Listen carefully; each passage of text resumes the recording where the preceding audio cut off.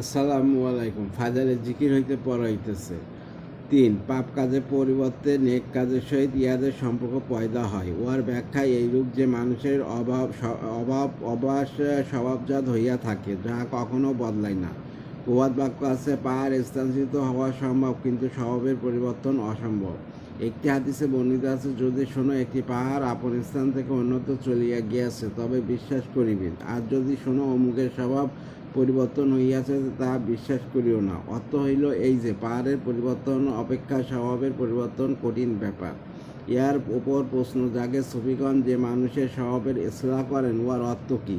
উত্তর হইল যে, সেখানেও স্বভাব পরিবর্তন হয় না, শুধু সম্পর্ক বদলাইয়া যায়। যেমন কারোর স্বভাব খুব রাগ করিবার ছিল, সুফিদের ইসলাহের দরুন উহার গতিপথ বদলিয়া এখন অন্যায়ভাবে রাগ করিবার পরিবর্তে আল্লাহর নাফরমানি ইত্যাদি দেখিলে হঠাৎ রাগান্বিত হইয়া যায়। যেমন হযরত উমর রাদিয়াল্লাহু ইসলাম গ্রহণের পূর্বে মুসলমানদের বিরুদ্ধে কত কঠোর ছিলেন, কিন্তু ঈমান আনার পর উহার ধারা পরিবর্তন হইয়া কাফের ফাসিকদের জন্য কঠোর হইয়া গেলেন।